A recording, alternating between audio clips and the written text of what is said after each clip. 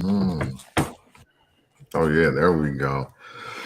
Yeah. What is happening? How is your life? How is your world? We hope it is well. Man, the wrestling world is picking up. You know what I'm saying? This fourth quarter hasn't even really started yet, even though there's been a restart in a couple federations. And it's time to talk about it, man. And it's time to talk about it like nobody else in the world. So it is now time for the first Black Champ podcast. And I am still your podcast intercontinental champion, Camp from the Port. I'm Bobby Heenan. But no, I'm JR Bang. Make sure you rate, like, subscribe, download wherever you get your favorite podcast. Follow us at fbc.pod, Instagram, fbc_pod on Twitter. Go ahead and get that merch. You see the Everybody You Like Ain't Over joint right there. You see the chocolate first Black Champ on Camp from the Port. So y'all make sure y'all go ahead and get that merch as well. Yeah. Lots to talk about today. Mm-hmm.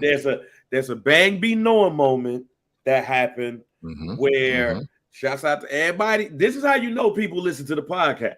Yeah. We talked about this as we were getting ready to hit the record button. But this is how, and this is how why I'm gonna shout out each and every last one of y'all that sent us a tweet on Twitter this week. We know people listen to the podcast when the Bang Be Knowing moment happens or the Can't Be Knowing moment happens, and they text, they tweet us, and they be like, yo, y'all called it.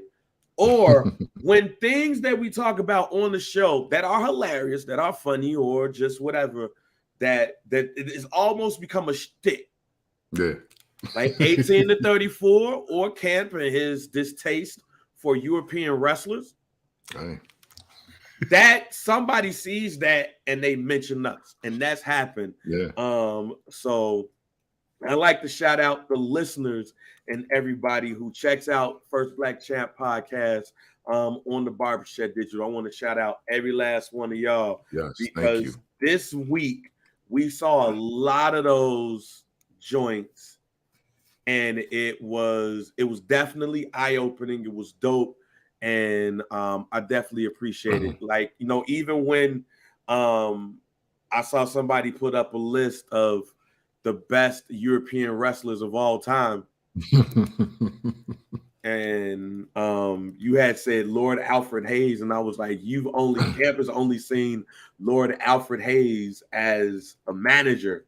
I mean, not even a manager, a commentator. Yeah. He's not seen him as anything else but that. And you basically was like, nigga, so.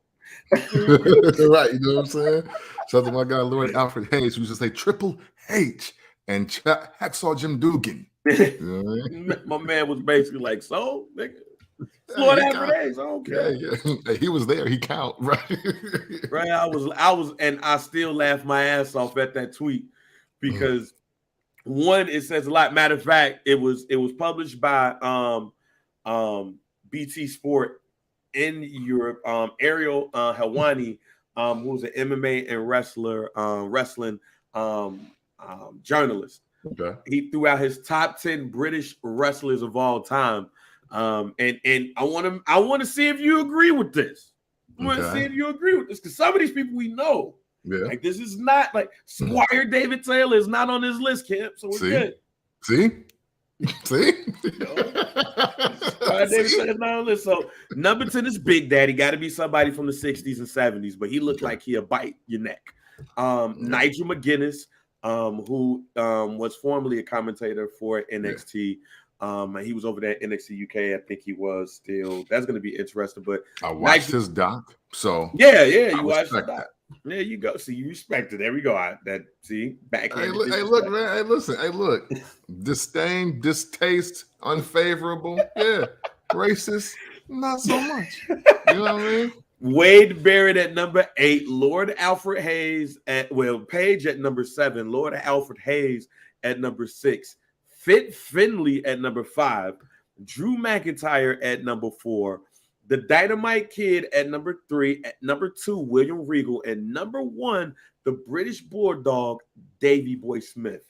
From the wrestling that you've seen, from European wrestlers. Do you have any issues with this list other than that they're European? You know what? Honestly, no. Davey Boy Smith should be number one. He should be number one on everybody's list. You know what I'm saying? We see what happens that he no longer exists. Shout out to Jay-Z, right?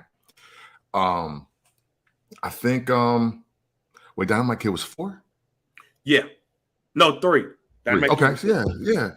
So the British Bulldogs are top 3. Yeah. And Regal, because depending on where you come in at wrestling, Regal might be 1 to you. He's number 1 for me. I'll tell you now. You know Regal's number 1 for me. So I have no issue with all. I'm glad Paige made it, because sometimes they kind of keep women off of those lists. Won't front, little surprised, but I don't know. I guess he probably doesn't count because of region. I'm surprised Sheamus went on the list, to be real with you. Yeah. That was the only thing that stuck out. It's British wrestlers, not UK. So like he's from Ireland. Yeah. Okay. So see, look, I lump them all in together. That's me being he's Irish. Yeah, he's Irish. Yeah. So he's Irish. But no, I think that list is official. You know what I'm saying? Like, it's now granted, I don't know number 10. Look, don't test my Big Daddy knowledge. I have none. Unless you're talking about Big Daddy Cool Diesel, unless you're talking about Big Daddy V Viscera. Or Big Daddy's that's on Chicago Avenue, the restaurant. There you go. Big Daddy, the movie with Adam Sandler. I know that. The Big Bad Booty Daddy, Scott Steiner. I know that. That's it. So I'll let him be 10 because why not? I don't know who else 10. It ain't Squire David fucking Taylor though. You dig what I'm saying? It isn't Squire David Taylor, bitch. We can't put Squire David Taylor on the list, man. Hell no. Damn. Can't do that. Lord Steven Regal is number 1 to me. I talked about on this pod many a times how when they was doing the lights out shit with Lord Steven Regal, and him and Triple H was about to go head to head, I thought that Lord Steven Regal or William Regal at the time was going to win the WWE World Title. Like, that's how much I like, dude. I call him Steven Regal more than I call him William Regal, because Lord Steven Regal to me was the shit, fam. Yeah, he was hard. He was the shit, and that one of my favorite matches from him is the match. I think it was on WCW Worldwide too, where he wrestled Ric Flair, and they had the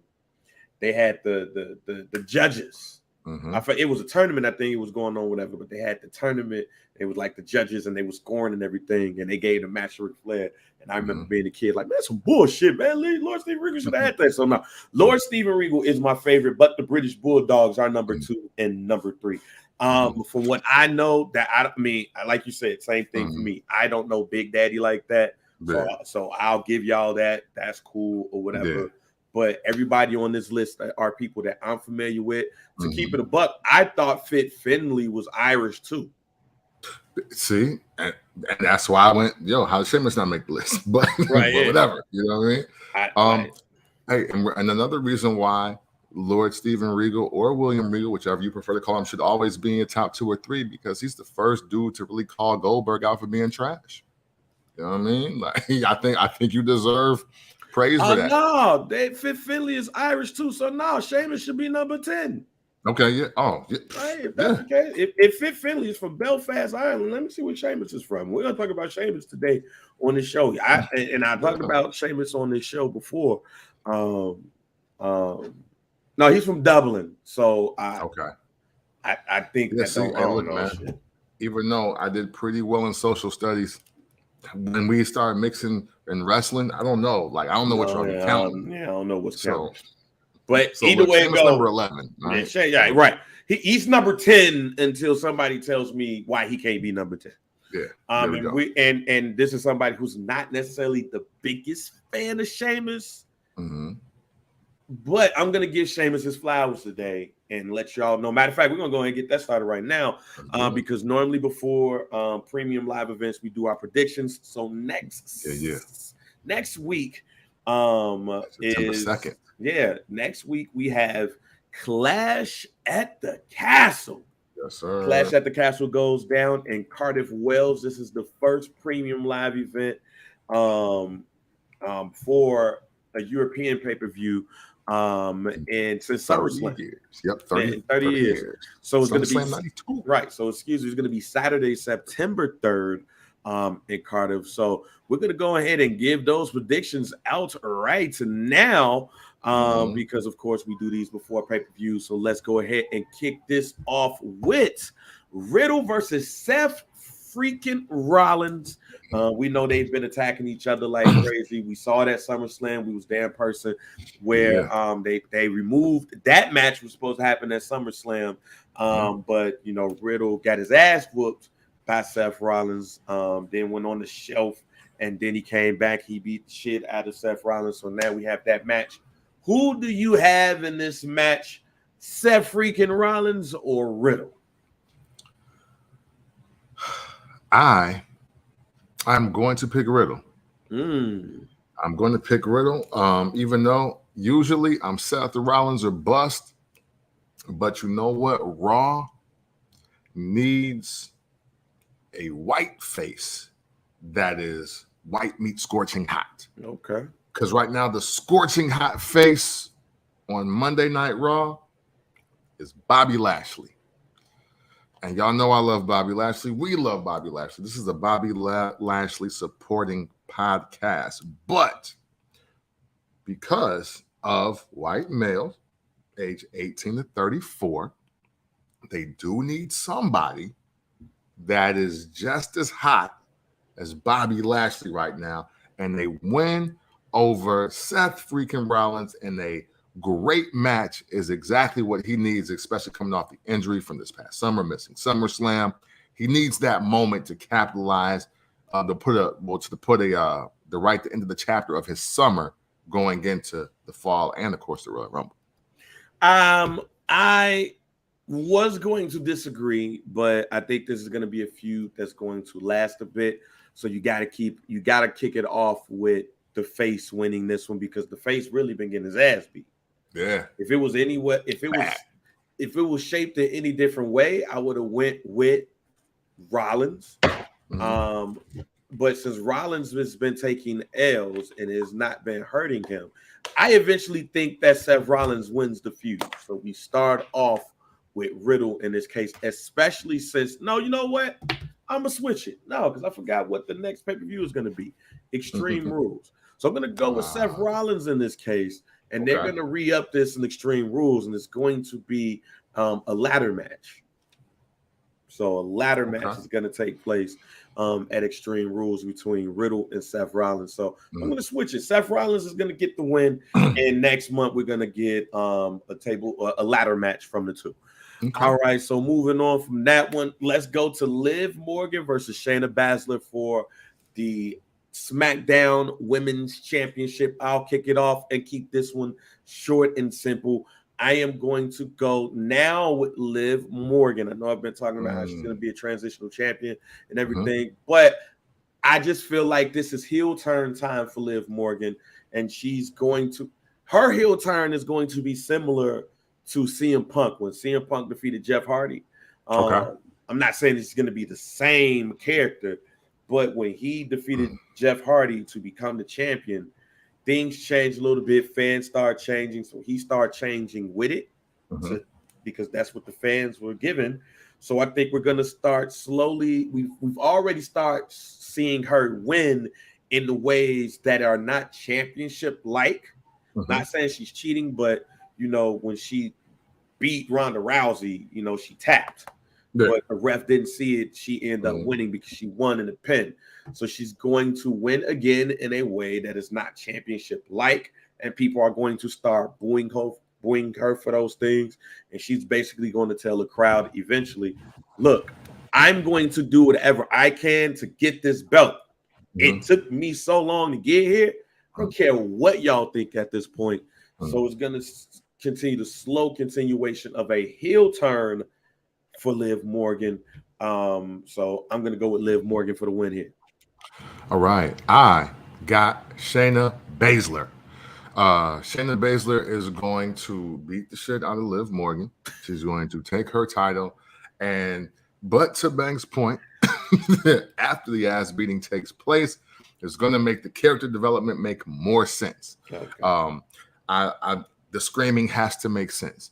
And they do this often with white women that scream in wrestling, right? They make them crazy. They make them sadistic. They make them do things that are seemingly out of character for the normal human being. Victoria went through that. Nikki Cross did that. And there's other ones right now, but we're talking about Shayna Basler and Liv Morgan. Because the SmackDown Women's Champion ain't in the top 5 of the division for any reason. Like, she's not the best wrestler. She's not the best talker. She doesn't have the greatest matches or moments. She's not the prettiest for people that make it matter. Not that she's an ugly young lady, but she's just, just whatever. So when you're not winning at anything, you got to go back to the character development stage. There you go.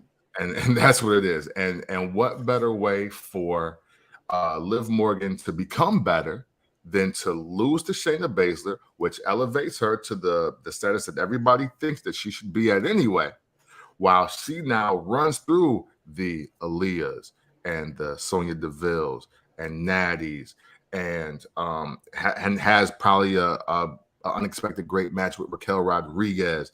Obviously, Nikki and Doudrop are going to break up. So, you know what I'm saying? Like, it's just... Oh, you saw the arguing in the back, too. Yeah, you know what I'm saying? So, like, and her, she already beat Shotzi. So now she's going to beat homegirl Xia Lee, I think that is. Yeah, Xia Lee. So it's a chance for her to do exactly what you said, get that CM Punk moment, but with the belt, nah, I don't see that happening. All right, cool. Let's go ahead and move on to the trios match. Bianca Belair, Alexa Bliss, and Asuka versus Bayley, Dakota Kai, and Io Sky. Dakota Kai and Io Sky faced Alexa Bliss and Asuka in the semifinals of the women's tournament, where Dakota Kai and Io Sky took home that win. In a stiff match as well. That match was, I thought a couple of people wasn't going to come out healthy after that match, but that trios match takes place. Who you got in that match? Man, I got the new women's tag team champions, Dakota Kai and Io Sky along with Bayley, because they're not in America, man. I'm gonna keep it as real as that. They're not in America. Bianca Belair is still gonna look good. You know what I mean? Bayley's back. Bayley's back, and to have the tag champs win, because it's more about putting Bayley over, I think, more than anything. So I got them, even though Bianca Belair is going to look stellar. I got the opposite, because I think that European fan base is going to go nuts, and if that happens. It makes my Bang Me Knowing moment even stronger, which we'll talk about a little bit later today. Yeah. It's one of those pay-per-views where the stars got to shine too.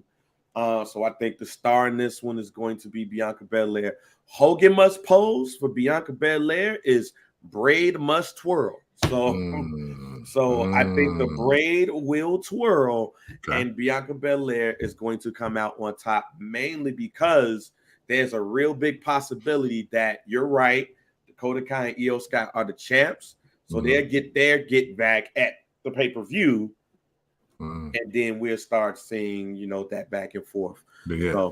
So then from there, we have, and I'm going to switch it a little bit here, because in the mode of Bret Hart and Davey Boy Smith, I wouldn't mind an Intercontinental Championship being the main event here. Right, yeah. And I wouldn't mind it if Roman Reigns say, I'm trying to get in and get the fuck out. Yeah. And when he does that, he goes first. So I'm going to let's go ahead and now pick Roman Reigns versus Drew McIntyre for the undisputed WWE Universal Heavyweight Championship. I am going to kick this one off by saying that Roman Reigns will win here. it would be this is going to be a stiff match. Every match with Drew McIntyre and Roman Reigns is a dope stiff match, and this is what this is going to be. But we're going to be throwing them ones up. He's going to get acknowledged in Cardiff, Wales. Roman Reigns and his new schedule-reducing contract is going to win, and he's going to keep the belts. Okay. I have Drew McIntyre by disqualification. Yeah. No, let's not ever get it fucked up on my end. All right. Roman Reigns ain't losing over in non-American soil, not both belts. That's not happening. But I do feel like that there are two big wins to happen here. I think one, just from what they're telling the story of Drew McIntyre again, you have to have a situation where the crowd is really into everything that is happening with him, right? But then at the same time, you got the tribal chief. And who knows, maybe his buzz in LA like it is in New York. I'm just full of just hip-hop puns right now. Shout out to Jadakiss. And I think that there's a way to get Drew McIntyre just further over with his home crowd, and for Roman Reigns to still be Roman Reigns.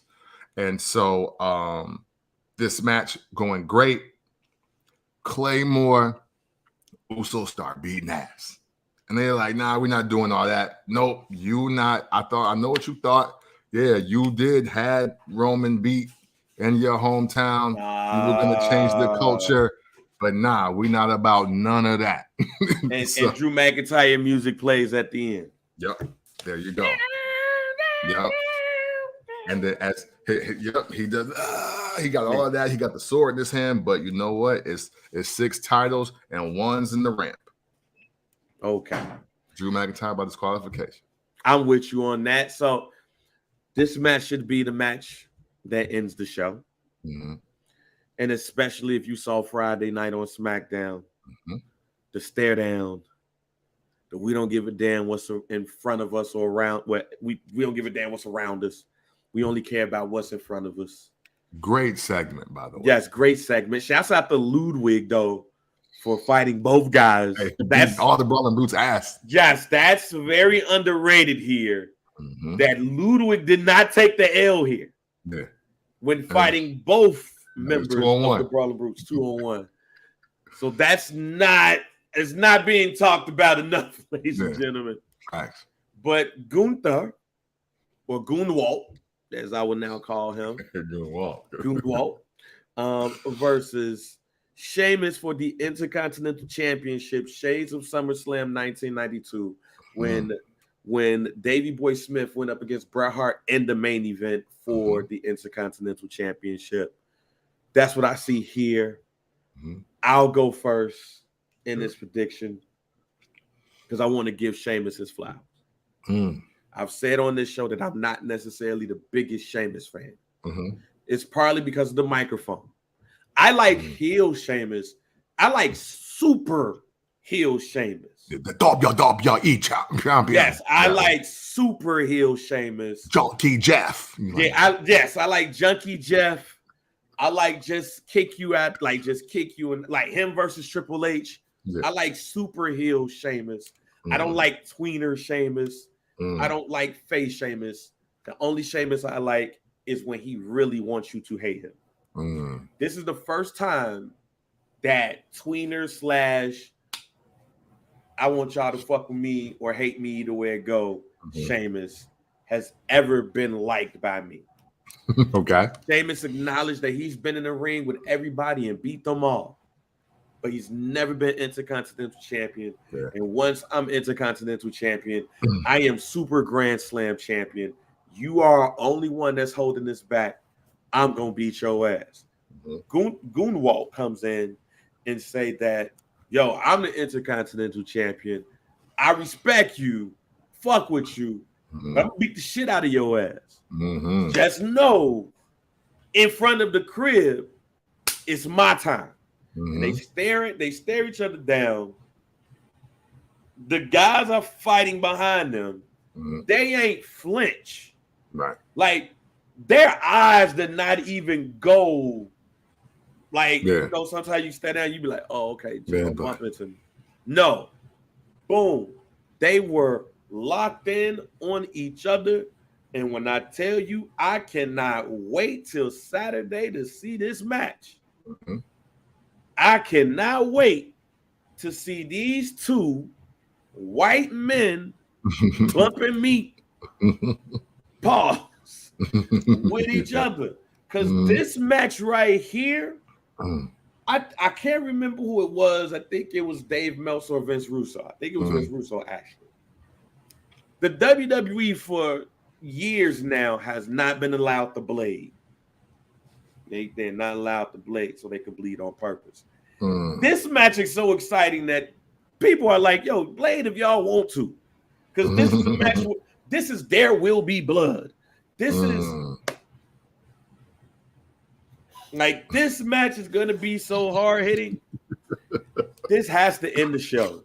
Because whoever follows this match is fucked. Yeah, I agree with you. Especially at the crib. Especially at the crib. And because I'm picking Drew McIntyre to lose against my better judgment because I fuck with Goon Walt so much. The winner of the Intercontinental Championship is going to be Sheamus. Yeah, man. I agree with you. Michael Cole fucked this up for y'all. Sorry.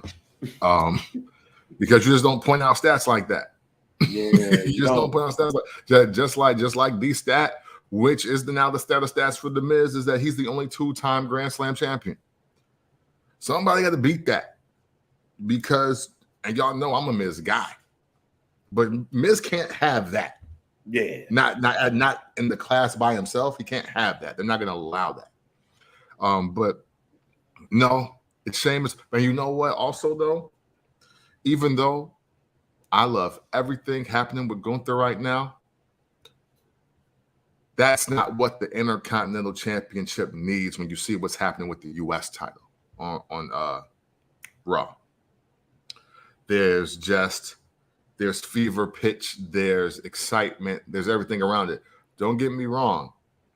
Gunther is special in this realm, and he deserves to have a title, but I do believe that as they transition him into the U.S. markets more and they do more with him, he needs kind of a blueprint of being like, yo, you can be this, but you need a little bit of some of that. Yeah, and I think Sheamus can give him that to watch and be like, yo, okay, I see. I can whoop ass, be serious, do my thing, but I gotta, but as I tip the sports entertainment scale just a little bit more, that's my blueprint. Yeah, he need a foil to beat the shit out of.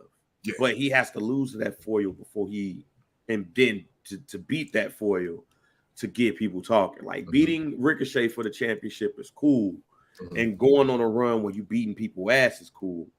But you always need that person, that name, that look, and that's why that's part of the reason why I'm giving Sheamus his flowers, because I think he wins here, Sheamus wins here, but then in Extreme Rules, Sheamus gives that belt back. Okay. See, I don't foresee that, but go ahead. I'm sorry. He gets that belt back mainly because now at Extreme Rules we can really go hard. Like you beat me, we both at the crib, but you're the bigger name. You have the legacy within the WWE. Yeah. So I'll give you your Hogan must pose moment.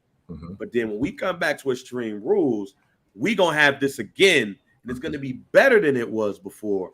Like Pete Dunne and Walter. You know, when people don't remember, and I'm kind of surprised that the WWE didn't call back to it. But Pete Dunne, mainly because of the name change. But Pete Dunne was the longest running UK champion. And then he wrestled Walter. And he lost that belt. And then they wrestled again, and Walter beat him again. and then Walter went on his streak, becoming the longest running UK champion. Even if you look at Dragunov, the match with Dragunov, Walter won. Walter takes that one home, and then Dragunov finally defeats Walter to become the new UK champion. Same situation here, and especially since Dragunov was the smaller guy, having that type of match with Walter, who's the bigger guy. Walter needs that type of situation for this audience. Oh man, Sheamus beat him because people expect Sheamus to beat Walter because it's Sheamus. It's the former world champion, it's a multiple-time world champion, multiple-time US champion, multiple tag champion, going up against Gunther, who's just the Intercontinental champion. But what should happen, in my opinion, and what's going to happen is, he loses. But then when Extreme Rules come, where you can do a no disqualification match, or you could do a tables match, or you could do a chairs match, you could do a TLC. Now this match becomes even more physical, and Walter or Gunther wins the title, and then you have your rubber match where Walter takes it home, and now he can continue to go on his reign of terror, and then somebody like a Braun Breaker or a new younger name that needs that rub could go ahead and remove that title from him, because then now he becomes bigger, and then now you could put him in that high mid card, low main event status, where once a Roman Reigns or a face Cody Rhodes wasn't healthy, or any of those types need an opponent to beat while they're champion, that could be Walter, because I don't know yet if Triple H is willing to put the big belt on him. But because of Walter's style, because of Gunther's style, and how he's that very aggressive, you have to make him almost like Sheamus's replacement, so to speak. Yeah. All great points. I want you to call back to this time right here. And I'm going to use Cesaro as my example, because I think that's what's going to happen here, but it's going to take a different route. Okay. Obviously, everybody was very high on Cesaro before the Sheamus Cesaro, I think, best of 7 feud. And what they did with them is put them in situations to talk, argue, and fight, literally all over the world. And they even packaged it. This is like our best of 7 series between Cesaro and Sheamus. However, at the end of that, they became a tag team.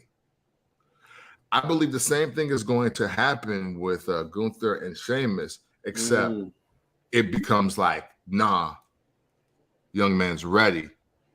Let's really put that battery in his back, because this is and it's not my guarantee at the moment, because I want to see if it happens. But Gunther winning the Royal Rumble ain't a bad idea in 2023. Nah. And to your point, the reason why I disagree with you to a twinge is because, and it's a twinge, because they will put European wrestlers with European wrestlers. Just look at the Brawling Brutes. Yeah. And look at the bar. The reason why I disagree with you with just a twinge is this. It's the entrance and the style. Oh, yeah. Cesaro was not the best WWE talker, but he also didn't have that style where it was scary. Yes. No, you're absolutely right. And that's why I'm like, they won't make Sheamus and Gunther a team. No, that's not happening. I think what we're going to see is what they really wanted to do with Cesaro, but they knew, maybe this ain't it. Like a manager of sorts, so to speak. Well, no, not even a manager. No, literally, like, because the homie that got their back. Well, that too, but more or less this. Just again, when they did the Sheamus Cesaro thing, best of 7, I really do believe, and especially we saw the wrestling community say, see, this is why Cesaro should be the world champion. This is why you got to put him in a program and put him against bigger names. Look what he just did with Sheamus. That was phenomenal. Ah! And they threw in a tag team with the Bar. And then they ended up becoming one of the best tag teams of the last decade. And I think it helped both of them. I think the origin story, best of 7, Gunther versus Sheamus, it happens. But this time, you build a legit solo star out of it, which is what I think they were trying to do originally. But I think what happened, because of who he is, because of everything that you said about certain Sheamuses that you like, Sheamus got bigger in that, and it wasn't supposed to work like that. I think Cesaro was supposed to be bigger because the people were already behind him going into it. He was supposed to get the rub out of the whole situation. Yes, and it didn't happen like that. What happened is I love seeing these two together. Wow, wouldn't it be a good contrast of styles if they were a tag teaming together and fought people together? And then that's what happened. Yes. I see what you're saying. Yeah, like now you got Gunther, and you know he don't need nobody with him except homie with the mic because he's great. Because I'll even go as far as saying this, right? And I know people don't like the Butch character and everything. There was a photo that came out. I think it was maybe for taping the main event or whatever, but Butch wasn't in his Scrappy Doo garb. Oh, really? He was in his regular unitard garb about to wrestle. I'll go as far as saying this. Imperium, and this is where I agree with you to a point. Imperium, in their way, might be back, but it would be Imperium with Butch and Ridge Holland, and they get Sheamus the fuck up out of here, almost like how they did with Edge and them. And then you have an Imperium style joint with Ridge, Butch, and Ludwig. And then Sheamus ends up having to try to do what he can to whoop they ass to get back said Intercontinental Champion or whatever. But I do see where you coming from, especially when the history of the WWE, they put those type of people. I mean, we could go back as far as, seeing, the Iron Sheik and Nikolai Volkov being a tag team champion. So I understand where you're coming from. Here's the only thing that I'm worried about for both of our predictions is Vladimir Kozlov. If you take the belt off of Gunther, do you Vladimir Kozlov him? And I hope that's not the case.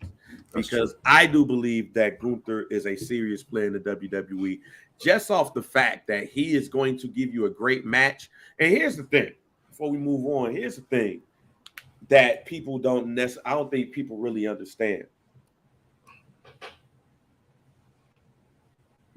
The people who give great matches almost put themselves in a bind where we don't have to give you shit.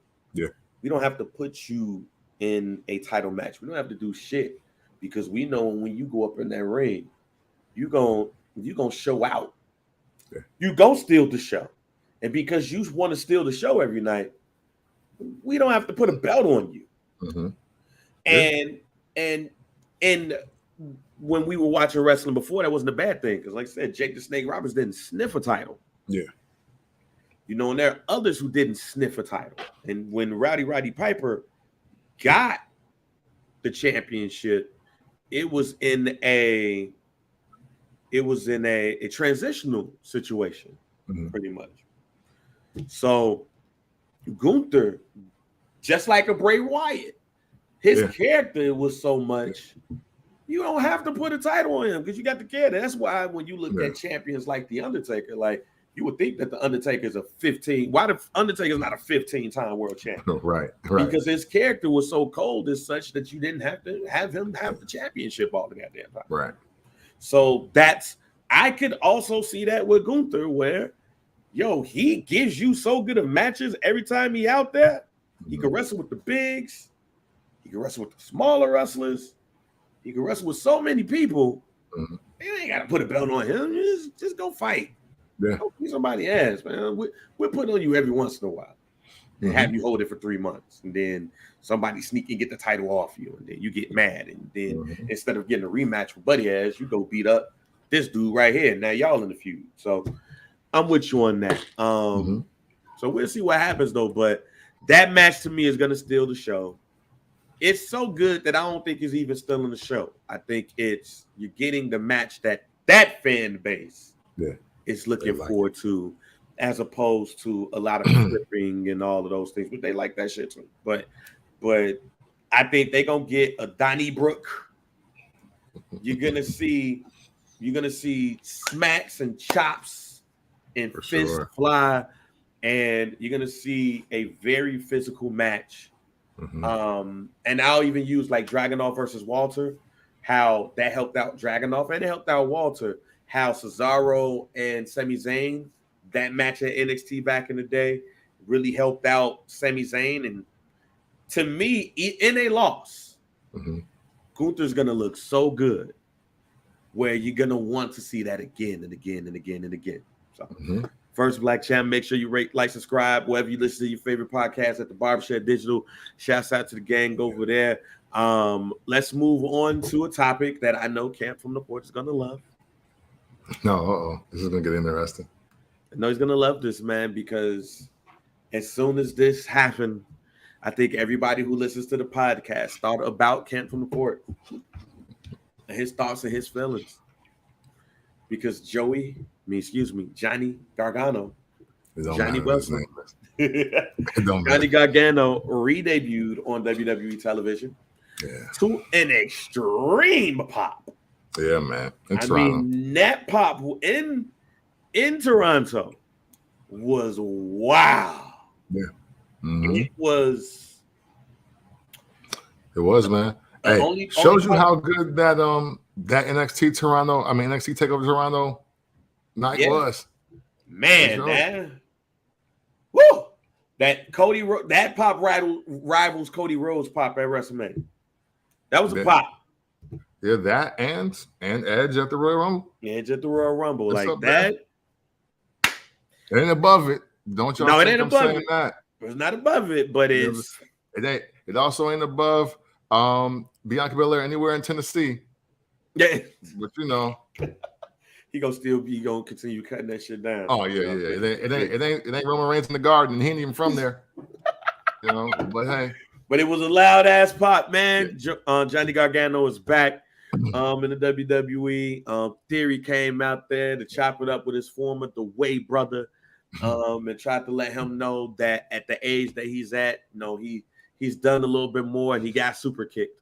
So it looks like that might lead to a feud between the two members of The Way. So I'm going to supercharge this question, Cam. Gonna make you talk some good talk around Johnny Wrestling. Does Johnny Wrestling take the Money in the Bank off Theory? How the fuck no? Hell no. You want to talk about, I don't even like to talk in these kind of extremes, but you want to lose a wrestling fan? You let that shit happen. Hell no. Matter of fact, I'm looking for the exact opposite. I am looking for Theory to start beating Johnny Wrestling's ass everywhere he can, any way he can, and solidifying himself as a top 3 heel on Raw, if not the WWE. That's what I'm looking forward to happening here. I seen the reaction. I seen them come out, said some things in the chat that I can't say in the live stream because certain organizations will come after me. So, man, you know what I'm saying? Hack my phone. That's the only way you're going to get what I had to say about him out. But saying all that to say, I do think at the same time, this is what Theory needs, because he's in a very interesting trick bag where, like, people don't know why they hate him. And like, it's like you can only hate somebody for their attitude for so long, because now I'm the youngest United States champion. That don't even matter now. We going into September. That don't matter no more. He's got money in the bank, but you don't really hate somebody for having money in the bank. And he needs something else. What better thing to do than to beat the hell out of the NXT lifer that's now conveniently on Raw with his cool red shoes. He had on cool red shoes. I'll give him that. He did. I mess with those. I want those. Size 13, unless they run a little wide. I need a 12. You know what I mean? Ken from the Port might stop the podcast after what I say a little bit later. yeah. Luckily, we have 45 minutes. All right. So we didn't really short y'all on content in the, what I'm saying, in the overall grand scheme of things. However, I do think this is really good for Theory. It gives him somebody super over that he matches up well with, because we don't expect him to beat a Bobby Lashley.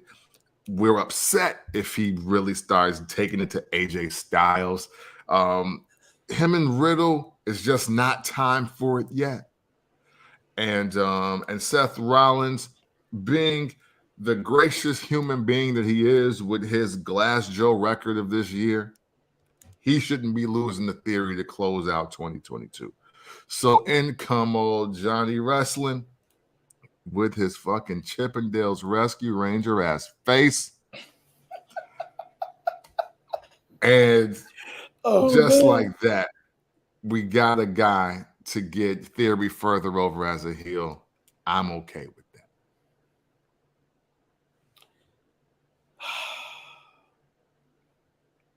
All right, man. So look, I don't want you to get mad at me, Kemp. I don't want you to get mad at me. I don't want this podcast to end. You just keep talking. I don't want you to do none of this, man. I don't know what's going to happen here. I'm just telling you what I think is going to happen. Mm-hmm. I'm not saying it's going to happen, but I'm just telling you what I think is going to happen. Mm-hmm. The WWE has found its replacement for Daniel Bryan, and his name is Johnny Wrestling.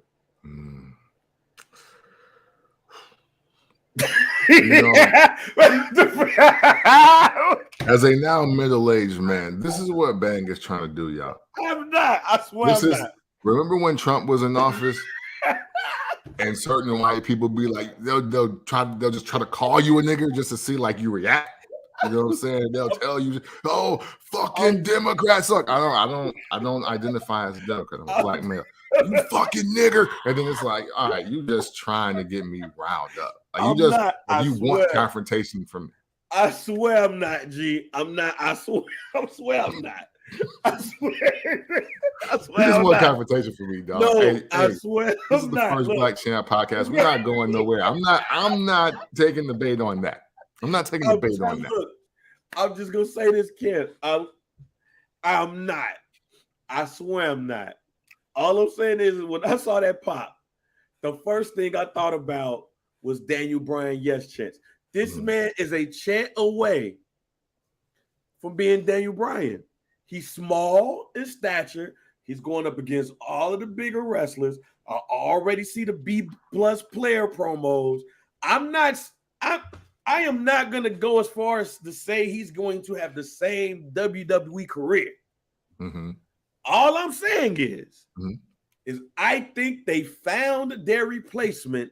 They knew he was the replacement all along. It's just Vince McMahon was like, yo, we're not giving another Mighty Mouse ass dude another shot. Because I told you, the only person to me that was the caveat in Vince McMahon's thinking of big man and big man only was Finn Balor because of his body. Okay. If Finn Balor didn't have a 10-pack and wasn't a cut small man, Finn Balor would have never been the first Universal Heavyweight Champion. But then when he messed up his shoulder, Vince McMahon was like, see, My point. Yeah, I go trusting these little motherfuckers. Mm-hmm. I'm going with nothing but big guys from now on. Mm-hmm. And that's when, and even with Kevin Owens, I think Kevin Owens, who is on fire, ladies and gentlemen. Yeah. When he came out there with the Tate KO shirt, yeah, man. I say we back, fam. Yeah. We are back. I'm happy, but this is Johnny's time. I'm always gonna mess up his name for these. That's fine. That's fine. Hey, listen, I want you to check the comments here. I'm gonna put you want to chant for Johnny Wrestling. Oh shit. You know what I'm saying? That's the chant you need. That's the chant. Yo, I'm not gonna read. That's the chant. Oh my god. So you know what I'm saying? Don't worry. Man, Champ, all I'm saying is that they found their replacement in Daniel Bryan. Mm-hmm. I think they found their replacement in Daniel Bryan. His name is Johnny Gargano. I don't foresee him and Ciampa, getting back together to feud against the Miz and the Theory and nothing like that. Like, I don't foresee Ciampa getting jumped on by the Miz because he didn't win a match and all this, because Ciampa is doing his thing on Raw. Was in a whole championship match and looked good against a much bigger black guy. Johnny Wrestling can just do the same thing on SmackDown, though. But and that's really depending on what they do. I saw rumors that a potential draft is in October and everything. But even though currently looks like they're on both shows, you could put one separately and still get the response that you need. But when you look at Daniel Bryan and you look at Johnny Wrestling, while to us two, it's no comparison or whatever. I think in the back, I think in marketing, they say, hey, smaller guy, he can wrestle his butt off. To us, he's gonna get look at all of the NXT. Do you see what that crowd did out there? This is in Toronto. I don't give a damn if he killed it at NXT Toronto or not. If we go to a few more cities and we get that pop, we got our Daniel Bryan replacement. So while Daniel Bryan ass is over there having debates about sports entertainer and wrestler with Daniel Garcia and Chris Jericho, we're gonna have him over here wrestling the stars and everything. And he's going to, if there's any indication of what Ciampa he gave with Ciampa, he gave with others, he's going to give you a great match. I think they found their replacement. I'm not saying multiple tag team champion, but I'm saying is I wouldn't be shocked and surprised if we have a new Money in the Bank winner, whether he takes it from Theory or he wins it next year, and Johnny Gargano will be known as former or current WWE champion Johnny Gargano. Well, fans of the First Black Champ podcast, make sure you tune in to the continuing saga of Five-0 Goes Raw, starring Johnny Gargano. All right, Bang is obviously waiting to see it. He can't wait. He can't wait for Five-0 Goes Raw. You know, so you keep tuning into the First Black Champ podcast to stay up to date with all the Five-0 Goes Raw updates from JR Bang. Oh man, right? Man. That's all I'm saying, G. Damn, I don't want my man. Damn. No, man. Hey, listen, man. That rodent-faced gentleman can wrestle, right? So I'm not here to be 100% disrespectful. I just don't like the look of his face. I don't like I don't like I just don't no, I don't like him. Don't like him. Fuck your favorite wrestler. Hashtag FBCPOD. We're gonna move on. We're gonna move on. Hey, you know, we'll move on because we'll go to the women's tag team title match, which is set for Raw. Yeah, that lets you know what's gonna happen. Spoiler alert. Spoiler alert. They even set for Raw. What the other team is at the fucking pay-per-view. I mean the premium live event. Wrestling the people they beat last week. Which I'm gonna ask this question, Kemp. Dakota Kai, Io Sky versus Raquel Rodriguez and Aaliyah. Should they swerve us, fam? Should Raquel and Aaliyah become the new women's tag team championship? Should we be swerved here? Hell no. No, but I do have a swerve. I do have a swerve though. Okay. I have Dakota and Io winning this match. Because of Aaliyah being no help at all. And then Raquel then beating the shit out of Aaliyah and joining Bailey, Io Sky, and Dakota Kai. That's what I got happening. If you notice on Smackdown, Raquel needed the tag, and she went nowhere to be found. But Raquel wins the match. And then who just magically appeared to be full of pippin vinegar to celebrate the victory? Aaliyah. That's going to happen again. Except it ain't going to go the way that it went on SmackDown. And Raquel is going to look like, bitch, huh? Like, I was going to be a champion. And you messed that up. Nah. Because, I mean, hey, and what a great callback to get Dakota and Raquel back together again. That is interesting. Especially if it feels like to me that Bailey is going to be on part-time wrestling schedule. Yeah. It don't feel like that Bailey is going to be doing a lot.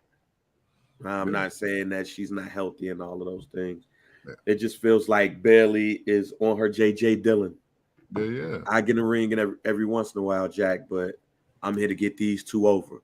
And Raquel does not need to be a face. Right. And who was Bailey's first match back against? Aaliyah. So this is going to be we beat Aaliyah ass. Yeah. Like, that's our crew name. We beat Aaliyah ass. There you go. That's what brings us all together. All right, so I'm going to give you, here's my swerve. Okay. Because everybody in the world expects what you just said.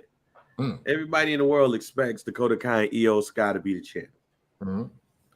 Here's my prediction, Kemp. In fact, I wasn't going to make it my guarantee. I'm going to make it my guarantee now. Raquel and Aaliyah will win the championships. They're going to receive help. They're going to receive help because Bianca Belair, Alexa Bliss, and Asuka is going to make sure that they don't win the belt. So Raquel and Aaliyah will be the new women's tag team champions. What's going to happen from there is that next Saturday, we're going to have the trios match between all of the ladies. And then on a Raw, we're going to have a number one contenders match, a rematch. And that team will go up against Raquel and Aaliyah. And then whoever wins that match is going to defeat Raquel and Aaliyah to win the women's championships. And then that's when Raquel is going to be like, the fuck up out of here. And then that's when she's going to beat up Aaliyah. So we was on the same page. Okay. It's just that it's going to take a little bit of time before we get there. And I don't think that she's going to join Bayley's NIM group. I just think that she's going to be what we thought Drew Drop was going to be, which is the monster heel, which is going to rack up wins and wins and wins and wins and wins until she gets her title shot against a Bianca Belair or a Liv Morgan. Okay. And in this case, since he's on SmackDown, it would be Liv Morgan. Raquel has to be the women's division version of Diesel. I like it. So I don't think she's gonna have a Shawn Michaels in her place. Though she's just going to beat up her, beat up her again, and then just start beating up women until she gets that slot. So and I was upset. I was mad and upset though that Gigi Dolan, for obvious reasons, but also for wrestling reasons. Yeah. I was definitely upset that she got injured. Yeah. So they couldn't continue this because, as my prediction went, Toxic Attraction was going to go up against Alexa Bliss and Asuka for the for the women's tag team championships. But then since they got hurt, you switch it and have the face versus heel, and then you'll go from there. It's going to be interesting too with Toxic Attraction, including Mandy Rose. Like that to me is the most interesting part of the women's division because of things that you said earlier in our pod history. Because you have been at the top of the Mandy Rose fan club, so to speak, or really saying that this is the type of women that Vince pushes. Yeah. She took a step back. She went to NXT. And for the majority of her time being in this NXT Part 2, she's been the highlight. And in some cases, she's been the show. Yeah. Now they're doing the same thing. She's over 300 days as champion. So it's like, all right, y'all calling that shit out too. Right. But they don't have nobody down there to me as of yet who should win that title from her. And that's why that situation is so interesting, because I would think that Toxic Attraction would come up as a trio. But then when they got hurt, I was thinking, why not just put Mandy Rose in that spot? But then I was like, nah, because Mandy Rose is bigger than that spot. Yeah. She's bigger than being SmackDown, being women's tag team champion. Yeah, for sure. So I'll ask you this question. When you look at the women's champions, how close is Mandy Rose to the main roster champions? Oh, she's only under Bianca Belair. I mean, just being honest with you. And okay, so obviously we're gonna remove the Usos and Roman Reigns out of this conversation, right? Because that is what it is. But I think she is on level with Bobby Lashley. Based on platform, obviously above Liv. And I feel nobody but Roman Reigns is bigger than Bianca Belair. And that is subjective. So, you know what I'm saying? So I got to tie that third of just champions, period. Because I do think she's bigger than the Usos, even though I removed them from this conversation because the bloodline is its own thing.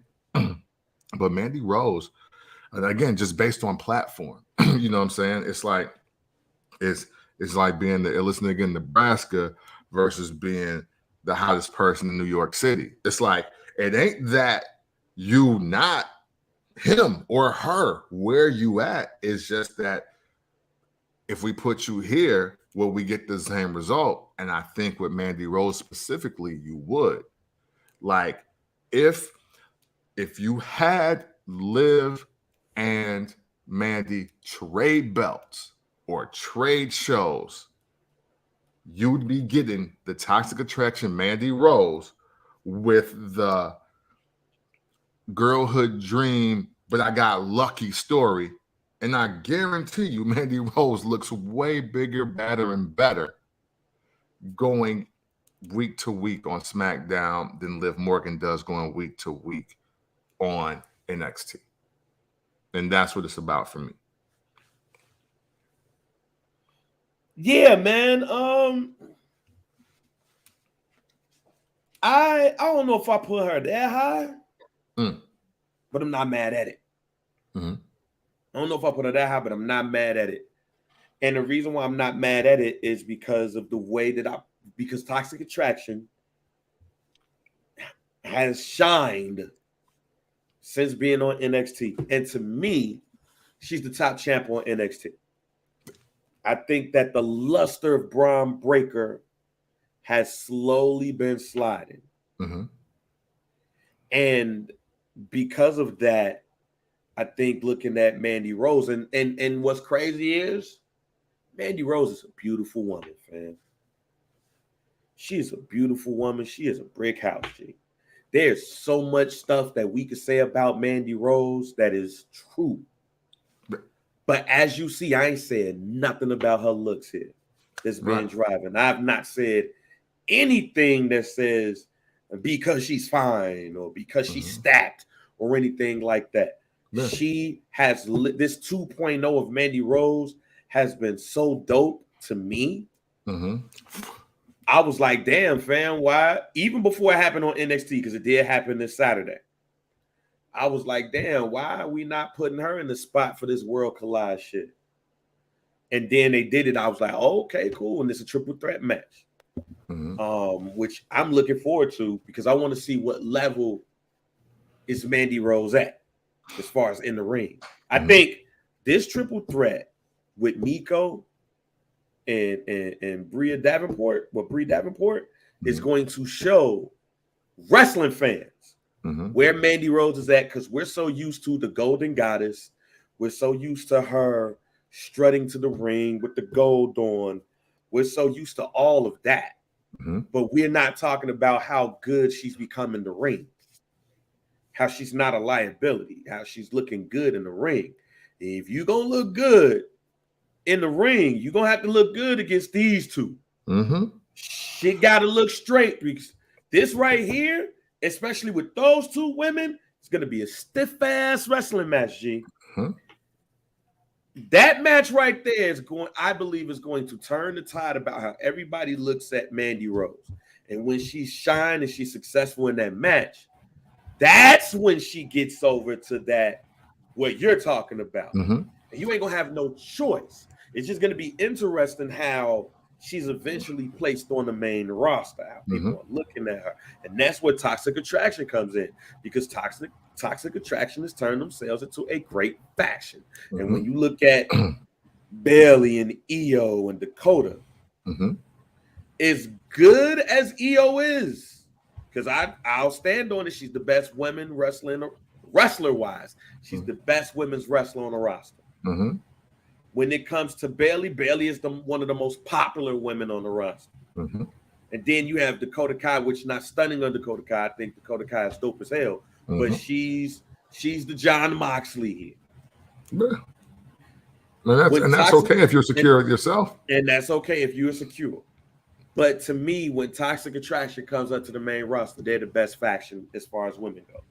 And it's not even close because of what they've done and they've developed at NXT.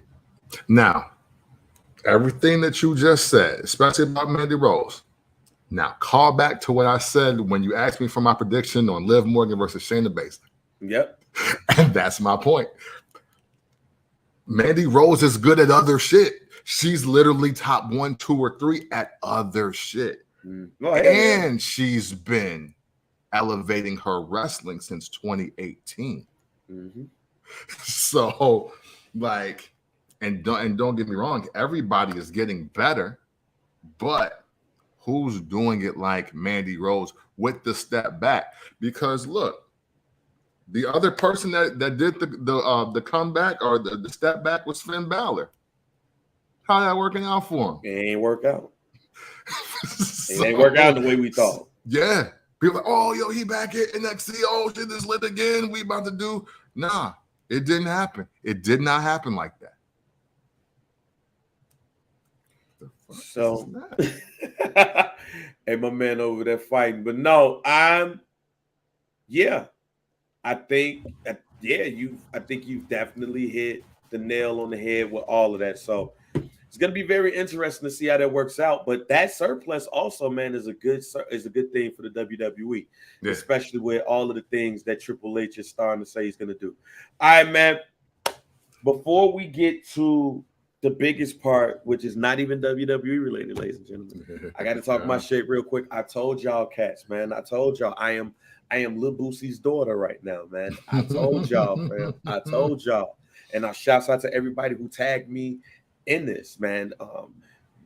William Morris Endeavor, one of the biggest, if not the biggest, agency in the United States, has signed Bianca Belair. And that is major news, ladies and gentlemen. When an organization like WME signs a Bianca Belair, they're going to represent her in all of her career endeavors, including acting and podcasting. So that's interesting as well, because WWE has their own podcasting. I mean, I think now more than ever, especially with what we're doing right now, of course, when people are talking about putting people out there, podcasting has to be put in that place, right? So, you know, but they're gonna represent her in all of her business, podcasting, acting, marketing, and more. We all know the history of Bianca Belair, headlining WrestleMania. I've been saying literally since day one that she literally when she signed and they started doing vignettes about this young lady and the things that she was doing at the Performance Center. I've been saying it then that the WWE has their new biggest star, and when they pull the trigger, they got it. So I am literally day one Bianca Belair. Right. When she was just on the social media and they said, look at what's going on in the Performance Center. Yeah. And I think, and I'm going to state this again, I think that she has at the longest 5 years left in the WWE. I don't think she's a wrestling lifer. That is nothing against wrestling fans, but I think that the star is so big around her that in 5 years, she ain't even going to need this platform right here. She is a Will Packer, Cleopatra Jones movie away from being the biggest Black female action star and maybe action star in the world. That's how much I think of Bianca Belair, and her signing with WME shows that they feel the same way too. Yeah. When everybody started tweeting me, I tweeted Will Packer and said, hey, go ahead and get it started, G. This woman right here is the remake to Cleopatra Jones. She is Sheba. She is Kofi. She is Passenger 57, the female version. She is Storm, and she is Storm. And when the X-Men rolled through, she is all of those things, Jack. She ain't gonna be here in 2027. And when she ain't here in 2027, her husband gonna mess around and be the champion. Yeah. In 2027. Yeah. The sky is not even the limit for Bianca Belair. It is the universe. That's how much I believe in her. And this right here signals that. And the reason why that is because action star and Black woman ain't even around no more. Right. Yeah. Yeah. With the most notable one being Halle Berry as Storm. The first thing that I thought of when I read that was, I should say the second thing. The first thing was like, damn, man, we was really right. And it's about to happen like right now. The other thing that I said, it was like, man, I mean, I know, and I'm not a part of the world like that, but I was like, DC or Marvel, book it, and this is over. Because there's no way you're going to not put her in action movies with what she can literally just do naturally. So that is what is going to happen for her. And yeah, man, it's going to be hard when shoot, honestly, no joke, because they got like one or two left. Seeing Bianca Belair in the Fast and Furious franchise ain't far off. They only got one of them left. And what a way to end it and transitioned her into 3 other movies. I see that happening. I think that, especially with obviously like everything that is Black girl magic that we have seen over the past 5 years, there needs to be another on-screen face, not Issa Rae, writer producer. Yep. Not Shonda Rhimes, writer producer, and not Ava DuVernay. And boy, does Bianca Belair fit any of the molds of any of the things that you think Black women can do. Yeah, like I said, to me, the clock is ticking. Mm-hmm. And I think that Bianca Belair has the capabilities of being one of the biggest stars in the world. Mm-hmm. And whether it's Will Packer, whether it's Ron Howard, I don't care who it is, G. Steven Spielberg, I don't care who it is, G. Mm-hmm. But we all know us. It's got to kick off with us. Mm-hmm. So, Will Packer, Cleopatra Jones, get those rights. Bianca Belair, Cleopatra Jones. That's what kicks all of this off. Like The Rock was on the money. Yeah. Cleopatra Jones kicks all of that off. Will Packer produced, starring Bianca Belair. That is the start to the takeoff of what I expect to be what has been missing really since Pam Grier, because she was consistently that with all of her movies. We've had Queen Latifah playing action. She's the equalizer right now. We've had Halle Berry be a Bond girl, but at the same time have action in that. We've seen, and Halle Berry was Storm. And to you Marvel people, look, they just put people in those places, G. Yeah. Don't yell at me and be like, she shouldn't be Storm. Like, don't do that. Right. But because we can fight in real life. Right, we can fight in real life, fam. But all of those things, man, Bianca Belair has it. Yeah. And that's what this is about. I can't wait to see her on the red carpet at some major movie that basically kicks off the second half of her entertainment career. And then once that happens, then you're going to start seeing everything else happens. But put her in a movie in the next 2 years, preferably Will Packer produced Cleopatra Jones. And if that ever happens or something similar happens, I just need production credit. Let's hit on, though, to the topic of the day. Yeah. Oh, real quick, though. I'm sorry. To answer Darren's question, I say movies first because the movies will help the clothing line. Oh, yeah, it's movies first. Yeah, it's movies first. It's like she's already making her own clothes. It just ain't for sale. But the movies will help that. Yeah, she's not Rihanna until she has a couple of #1 hit movies. Yeah. Once that happened, then we could talk about all the other stuff. But the movies is going to enhance all of that stuff. So. AEW, ladies and gentlemen. Topic of the day. Oh, man. The week, matter of fact. Oh, man, has it been going down in AEW as of late, fam? Oh, my goodness. So I didn't see it live. I was hosting the show. But I was on the Twitter, and everybody on the Twitter was shocked when Jon Moxley basically squashed the CM Punk to become the undisputed AEW heavyweight champion. CM Punk kicked Jon Moxley. His feet started hurting. The squash began. People were shocked about that. Another thing that came out this week is that Eddie Kingston was suspended because he, according to Sammy Guevara, tried to muff him after coming out of gorilla position because some things that Sammy Guevara said in a promo by calling him fat inside of a promo. And Eddie Kingston didn't agree with that. As a fat guy, I don't give a fuck. But what he has is sensitive about his shit. There was a all hands meeting that was apparently led by Kenny Omega and the Young Bucks.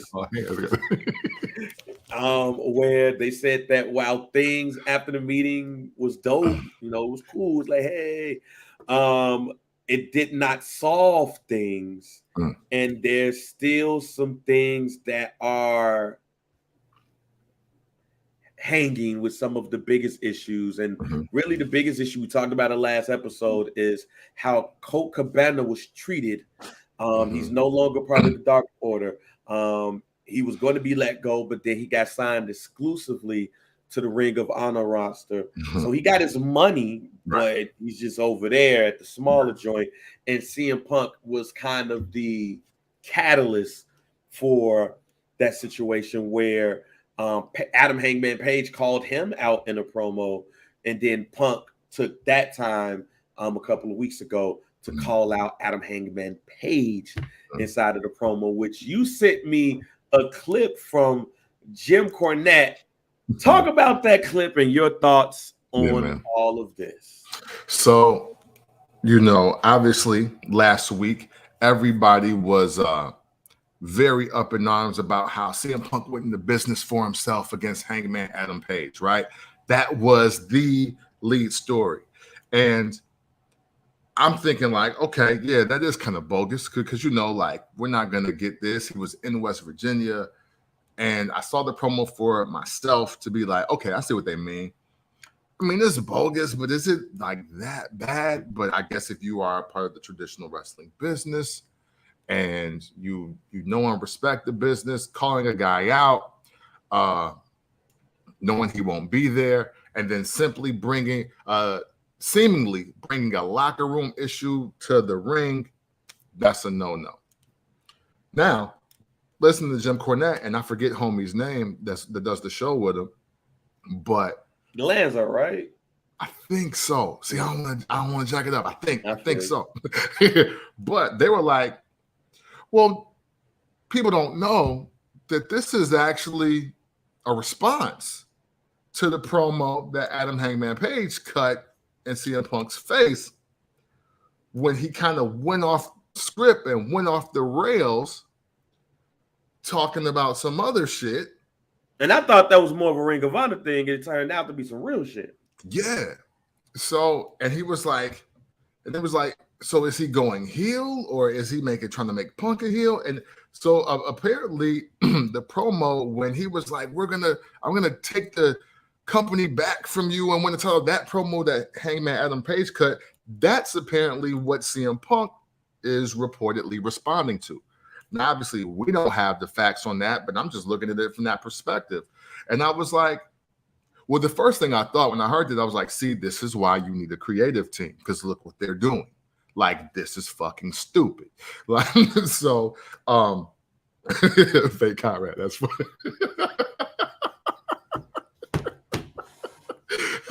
You know what I'm saying? He's entertaining. I kind of mess with homie.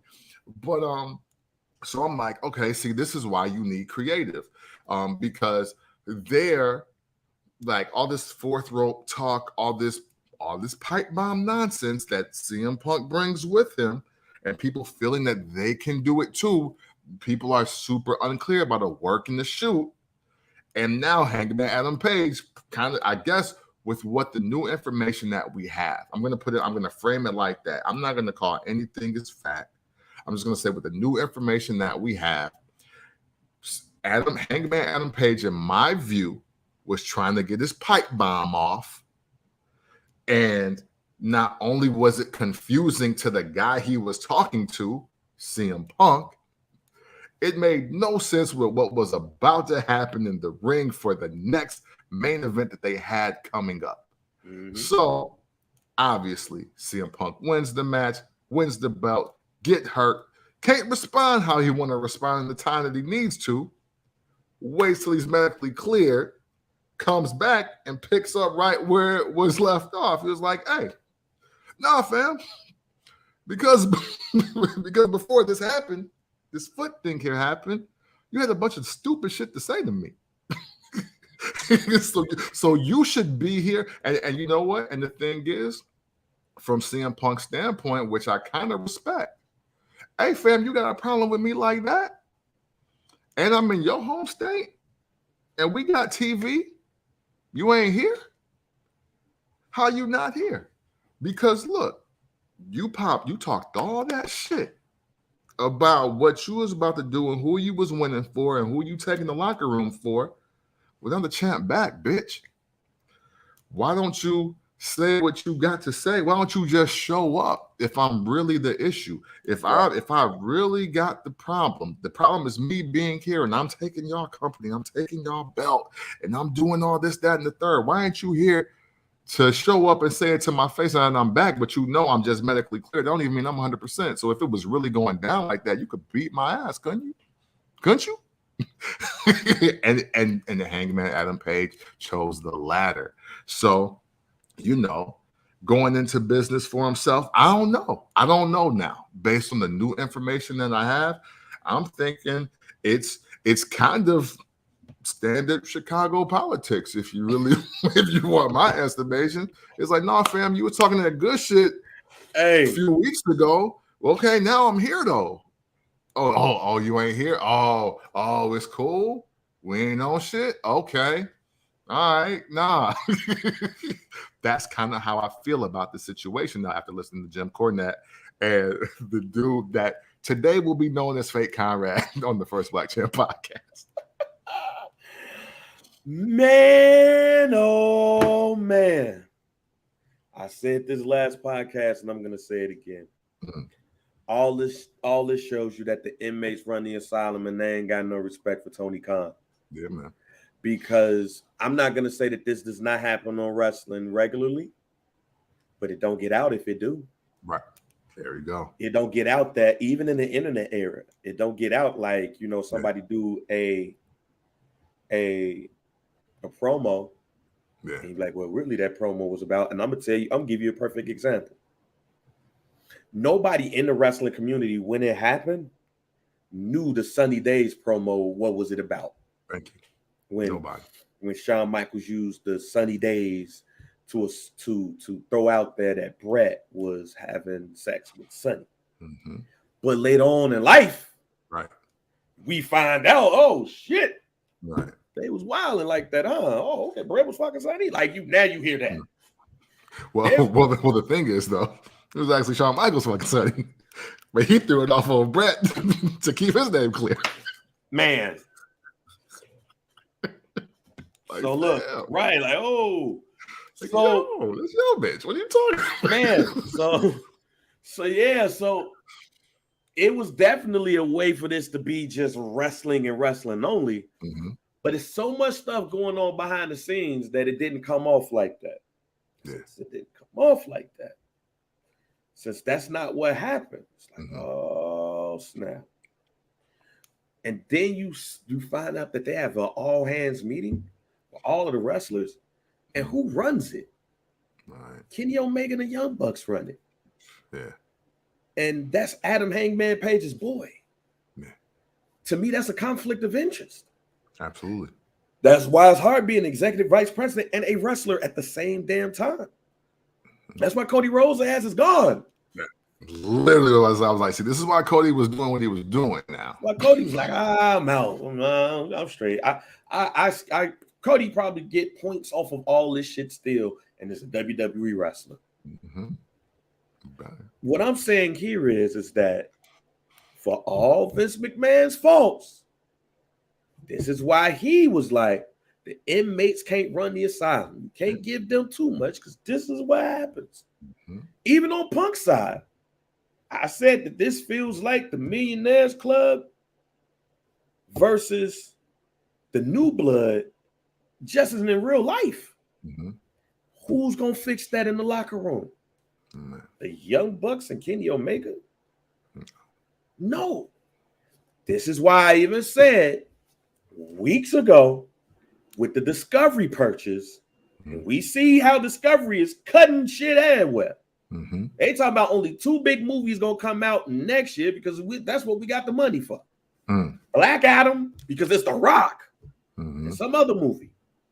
The Flash is supposed to be just like every other movie that comes out. Mm-hmm. That's a superhero movie. It's supposed to be the best DC movie since Dark Knight. Mm. They could have easily did the same thing that they did with the Batgirl. They could have mm-hmm. did the same old thing to the Flash. But because they feel like that movie is so good, mm-hmm. and we can't waste this, we got to deal with this Ezra Miller situation. Yeah. That's discovery. Like, oh, we got to deal with it. Right? We got to. Basically, what I'm telling you is that when you have these issues going on, along with the uncertainty of what a company feels about wrestling, don't be surprised if AEW is on another network, another channel, if it survives. Yeah. Yeah, man. Because shit like this is what not needs to be coming out at a time right now. You need to show stability. You need to show somebody that cares about the product and is going to control the product. And that's not what Tony Khan is. Tony Khan is a fan who had a lot of money who say, hey, I want to do this. And didn't have wrestling people, or when he did, he was so much of a fan where he was like, yo, I could do this myself. Yeah. And this is what happens. And this is why that company, to me, is in more trouble than anybody will let on right now, because then you will definitely start to see the cracks. And I want this company to survive, ladies and gentlemen. Facts. Be clear. I don't want this to be going on because I'm the same person that believes that WCW should still be running right now. And I believe that there should be some type of competition, not against each other in the same time slot and all of that stuff.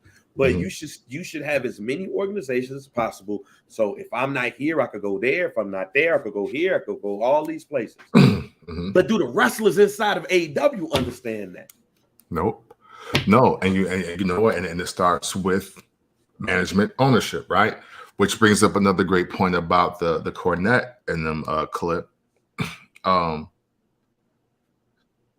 Punk, granted, okay, maybe he is taking money. Maybe he's taking more money than they feel he needs. Maybe he's taking more TV time than they quote need or whatever.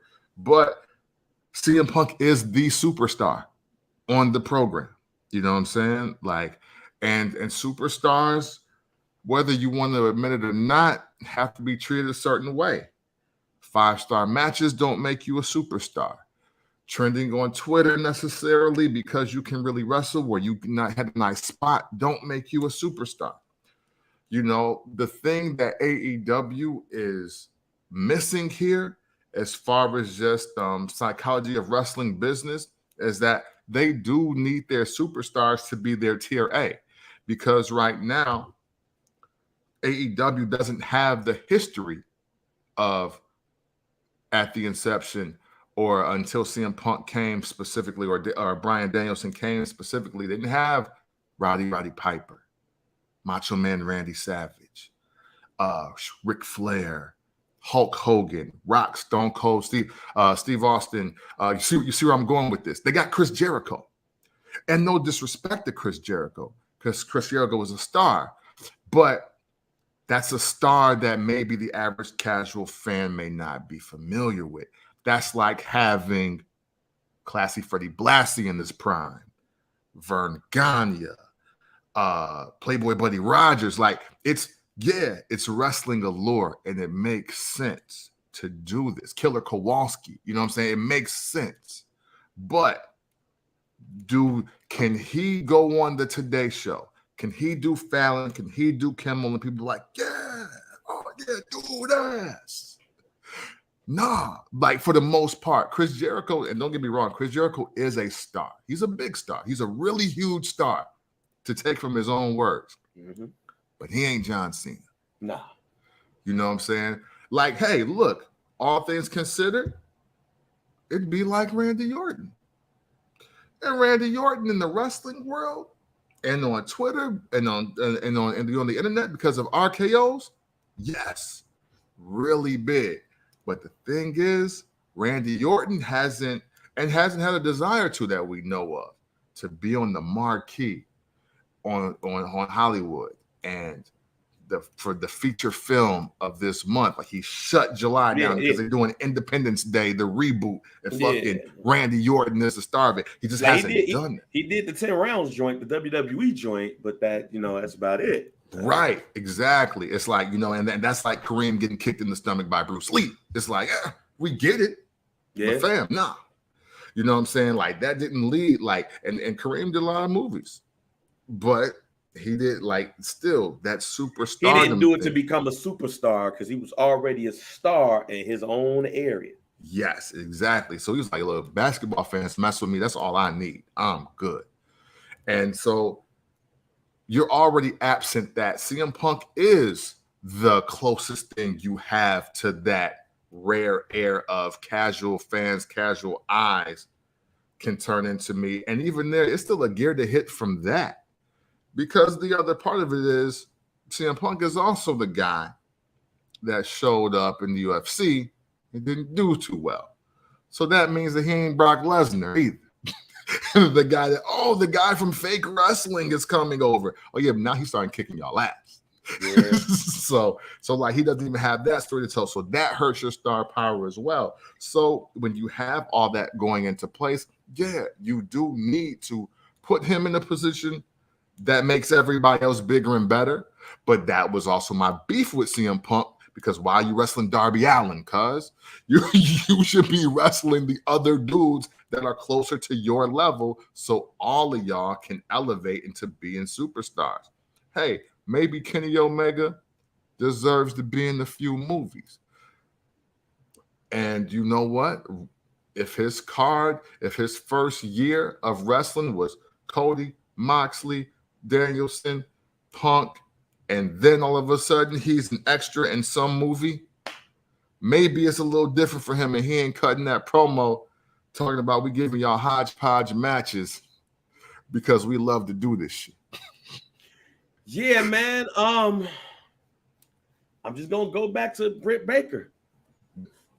She told y'all what the lit was. And I'll even go further saying this. If y'all position Britt Baker to be your number one star in your company, like she is, in my opinion, or like she has the potential to be, in my opinion, you wouldn't be having this conversation right here. Yeah. Or you might be having a conversation about the men hating on the women. Yeah. It's too much stuff going on in your company, Jack. It's too much.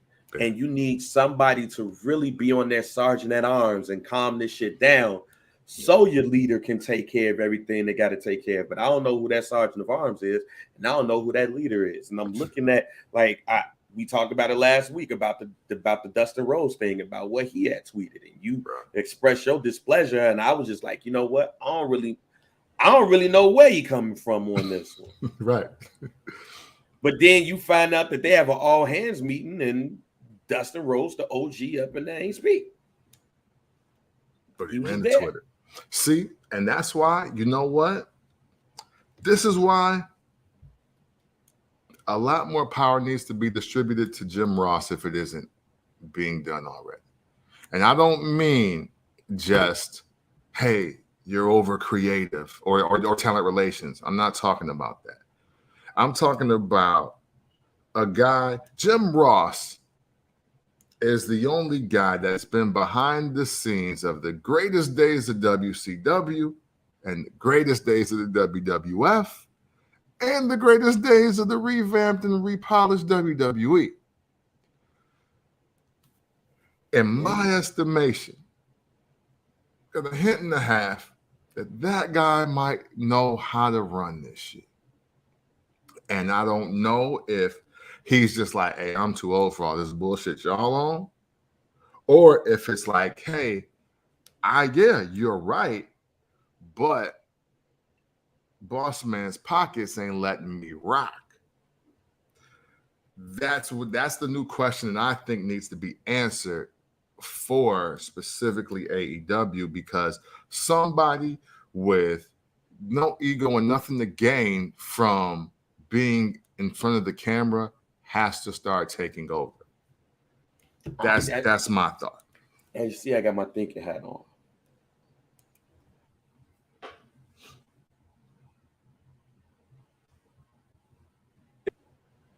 I'm looking at all of those OGs. Mm-hmm. And I'm wondering where's the respect level where you can control some of these joints, because you the ones who got the history and the legacy in this business. Mm-hmm. This is where, and I think this is very important to say. This is why you can't do business with your friends all the time. Yeah. This is a clear-cut case of that. Because I'm now wondering who came over because the homies is over there and who came over there to be number one. Because I could go to WWE if the homies is over there. I mean, if I'm, let's say, like looking at the Lex Luger doc last week or a week and 2 weeks ago. Like, you know, if I'm Sting and I hear Lex Luger say, yo, it's so great over at the WWE, you should come. That might make me come to WWE. I'm a big ass star. It's not like they're going to say, Sting, we don't need you. But Lex Luger came over there as the narcissist and he loved it. He loves the narcissist character. All right, fuck it. Let me slide on over here. But Lex Luger, according to the doc, wasn't necessarily a WWE guy and didn't have what it takes to stay and thrive in that ecosystem. So he went back. It's very interesting. That's why I said that doc shined a light on me that I ain't never really saw Lex Luger. Lex Luger went back to WCW, took less money. Eric Bischoff tried to, well, he ain't tried to, he jerked him. Lex Luger knew he was getting jerked. Yeah, because he hated him too. Right. He knew, like, I hate you, so. Right, you know, he knew he was getting jerked, so he's like, you know what, I want to prove something. And he took the less money. He did everything everybody wanted him doing more. Because he knows what that organization is about. Even though who was there when he was there ain't there no more, he know all the people in that building. He know what it takes to thrive in that ecosystem. Yeah. So he thrives in that ecosystem, and Eric Bischoff pays him back and gives him more. But then they talk about how they was after the joints, they was going to the bars and watching the replay of Nitro and getting drunk, popping pills and everything. Things just a bit too comfortable. And then look what happened to Lex Luger. Yeah. I don't think that would have happened to Lex Luger if he was on his Lex Express shit or if he was on his United Allies shit. I don't know if that would have happened because the structure was different. Now you over here with all of the homies and everybody getting the guaranteed money and we all getting it. And we going to the bar after the joint and we seeing the replay. And now we looking all like stars and everything. And now I'm doing shit that I apparently never did before. Look what happened. Now let's look at AEW. All of the homies over there. That's why I asked the question, do you want to be with the homies or do you want to be great? That's why I look at some of the AEW people and I hear what all of the AEW people say. I hear what Britt Baker is saying, that we have to get to this area, this level to be mainstream stars to get to where we want to get. Right. Then we see the Chris Jerichos and we see the Daniel Bryans and the William Regals. I'm already a big star. I ain't got to do all that extra stuff. What I'm gonna do though, I'm gonna take this money and I'm gonna take this reduced schedule. I'm gonna be straight. Yeah. It's funny that all of the AEW people talking about wanting to be stars, and the company should do whatever they can to help us become stars. And the stars that came over from the WWE scene, they're like, okay. Which goes back to that whole look that they're running a gimmick on it now. Pro wrestler, sports entertainment. What you're now seeing is because this is the real deal, ladies and gentlemen. When you have a pro wrestling organization and you want it on network TV, you're gonna need people that really want to be on TV, but not just any old TV, network TV. And those people most likely will want to be on movies. They want to be on daytime TV. They want to be on nighttime TV. Why? Because that is the marketing of the business. Bingo. Like, you can't have a successful network television program and people just want to just wrestle. It's not going to work.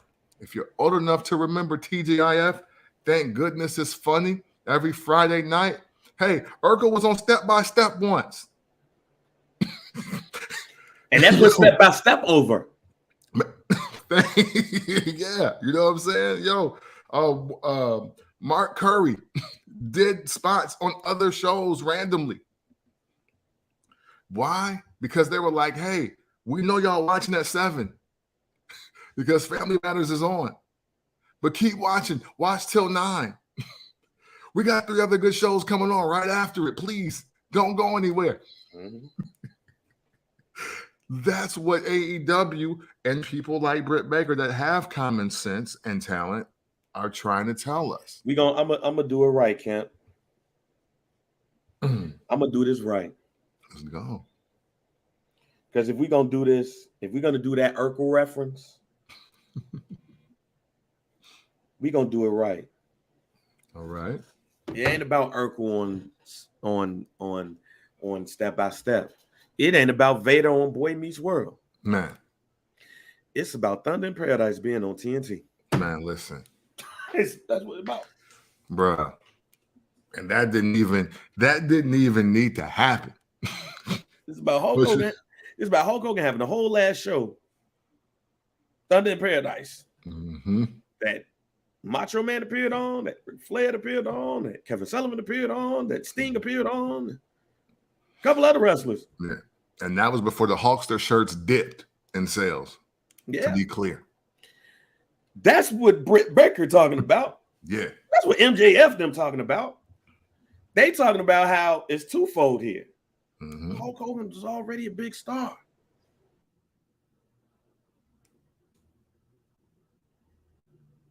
And it was basically Baywatch for wrestling niggas. Yeah. That's what it was. Mm-hmm. Go look at a couple of episodes on YouTube because TNT ain't putting that shit on demand. No. Putting that on demand. They know better. But Hulk Hogan used wrestlers at WCW, some that didn't need it, to rub. Yeah. Sting did not need that rub, but Sting was the low-end WCW guy because everybody from WWE came in. So it was like, all right, Sting, come on over here. So it was great for Sting. Yeah.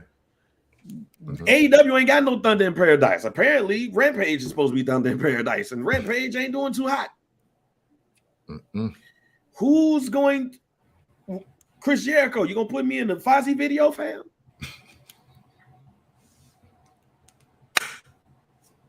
You know what I mean? And does that help me? Hey, when I was on Carpool Karaoke with y'all, with UC and Punk, what did that do for me? Yeah. Like, the one thing that's on Instagram and on TikTok is, like, if you scroll through, I know you ain't been on there in a while, but you probably still seen it because it was popping before you left. Is the audio with it and the crowd cheers. So wait a minute.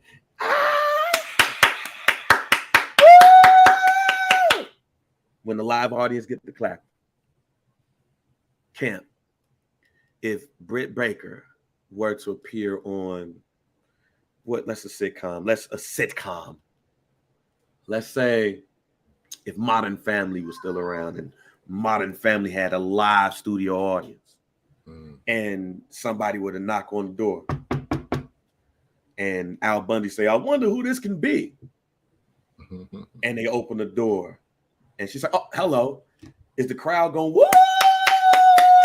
Without the audience, without the applause button popping up on their ass? Unfortunately, at this spot right now, no. That's what I'm talking about. Like if Saturday Night Live or the Tonight Show or Colbert or anybody like that did the Man on the Street, and Britt Baker was hosting the Man on the Street, and she asked those AEW questions like, Have you heard of like what wrestling do you watch? Oh, I watch the WWE all the time. Have you heard of AEW? And they be making those jokes that the audience laugh. Mm-hmm. Yeah. Live Is that person when she asks, "Do you know who Britt Baker DMD is?" That person she's interviewing is gonna say, "Who the fuck is that?" Britt Baker don't want you to say, "Who the fuck is that?" Right. That's what's going to make you a star. Yeah. So to even reel it back a bit, with all of the things that's going on in the locker room, if you had that, I would tell you right now, a lot of those things that go on in that locker room, it wouldn't even be the biggest deal. Yeah. That's a saying in sports that as long as you're winning, all of the issues are minute. Yeah. But the minute you stop winning, all of the issues that are going on are big. Mm-hmm. And that's what AEW is. If AEW was winning, you wouldn't be hearing about half of those things. And here's why. Because there were more issues going on in the WWE locker room. Yeah. But as long as you're winning and you getting that big check, you don't give a fuck about that shit. Right. Because I mean, sure, to Bang's point, look at some of this dark side of the rings that were happening in the last 3 seasons. A lot of those people came and went through the WWF at the time. I didn't know Luna Vachon was going through that. You know what I'm saying? Like, you just don't know because they're winning. Which again, man, we're not the first Black Champ podcast to be specifically. We're not wanting to see failure from AEW, but this is the calling card to pro wrestling business not working in the grand scheme of things, because you're not going to compete or beat the WWE pro wrestling your ass off. You're just not. If that's your goal, because look, when we got another prominent we got another billionaire to build another prominent platform for wrestling, but they're taking the wrong approach. Sometimes being anti isn't your strongest asset. It's about seeing the blueprint and saying, okay, but I ain't got to paint the house white. Mm-hmm. You know what I'm saying? Like, oh, my house could be brick and not with the siding. My chimney could be a different color. I could cut my grass at a different angle. Because the house that Vince built ain't terrible. It's not that bad. It's not that bad. It's about what do you want to do in the house. And all of us in time have had friends that come over your house, and some you got to tell them to take their shoes off. And some they be like, oh, I know I got to take my shoes off here. I just got it. You know what I'm saying? You just bought this. No, I'm going to take my shoes off. And sometimes hosts will be like, no, you good. And like, oh, man, thank you. I appreciate that. Don't make your house any better or worse because of what you allow in it and that aspect. But the thing is, you understand there was rules to the house because this is how the house gets maintained. Right now, Tony Khan is doing a very poor job of maintaining his house because he's too wrapped up into being everybody's friend that loves wrestling. And until he changes that, it's going to be some darker days. Oh, yeah. Because the one thing that I've learned, and I've learned this in business, I've learned this in a lot of things. Hell, I just learned it with a text that I just sent a couple of minutes ago. Hey, man, at the end of the day, it's business. Yeah. We could be cool all we want to. And I could love this. I could love wrestling all I want to. Yeah. But I just sunk $1 billion into this bitch. It's a business. Right. And because y'all ain't used to it, y'all ain't used to that money, and y'all ain't used to it. Y'all ain't even probably seen $1 billion or $1 million. Mm-hmm. Since y'all ain't used to it, y'all think that things are supposed to happen the way that you want it to happen because you got that money. Mm-hmm. Nah, man, Tony Khan got to have that real conversation with these cats and let them know that there's wrestling and there's the wrestling business. If you want to just wrestle, go to the indies. but we can't function like a indie organization because I love wrestling. We got to function like a big business. And that's the reason why the WWE has been the leader of sports entertainment. And that's also why that you have a program going on about wrestling versus sports entertainment that don't even matter no more right now, because Triple H is now in charge of creative. So now Triple H is allowing us to say wrestler instead of sports entertainer. Yeah. So what you're talking about right now with the Jericho Appreciation Society don't even matter no more. Oh. That's how much that company has over you, that they can shut some shit down, change some things, and make your promo, your segment, not even matter no more. You updated and dismissed your content with one change. Exactly. So, hey, it is what it is on that note.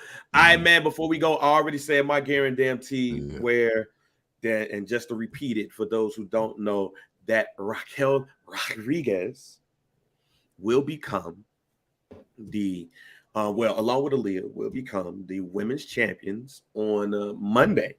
Mm-hmm. And there's going to be a number one contenders match with Io Sky, Dakota Kai versus Asuka and Alexa Bliss. And that winner is going to go against Raquel Rodriguez and Aaliyah. And then they're going to become the new champions. And then Raquel Rodriguez is going to beat the shit out of Aaliyah and turn heel. Yeah. That's my guarantee. Do you have anyone? Man, well, my original was going to be that Raquel is going to join Bailey, Dakota, and Io. But I figured that's kind of cheat code. I don't, so let's give y'all a different guarantee to run with. So my thought here, as just thinking about everything that we have spoken about,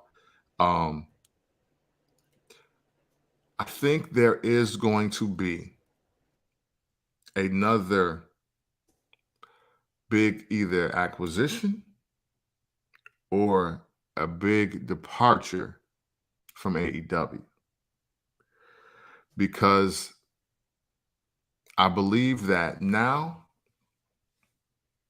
I'm going to give the benefit of the doubt to Tony Khan as seeing like, oh, wait, Jacksonville Jaguars had on here. Something ain't quite right.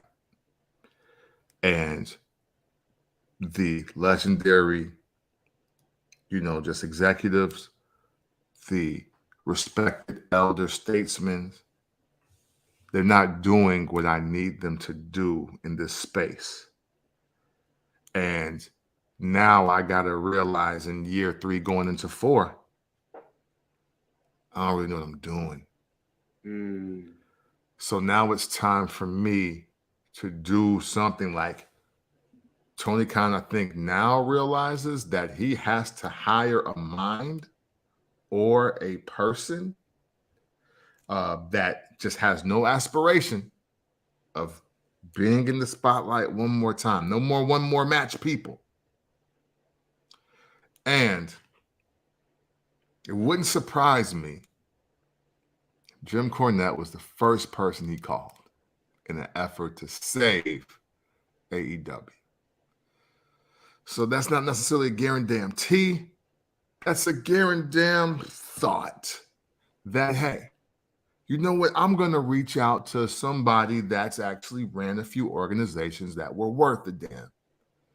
And if you're all about pro wrestling, the guy who used to run Smoky Mountain, the guy that used to run OVW, the guy that laid the foundation for NXT, or helped lay it, I should say, is a great person to call right now with the state of flux your current billion-dollar company is in.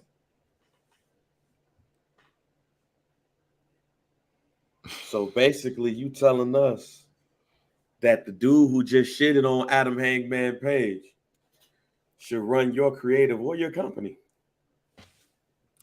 And he shits on Kenny Omega. He shits on the Young Bucks. Hey, because you know what? Look.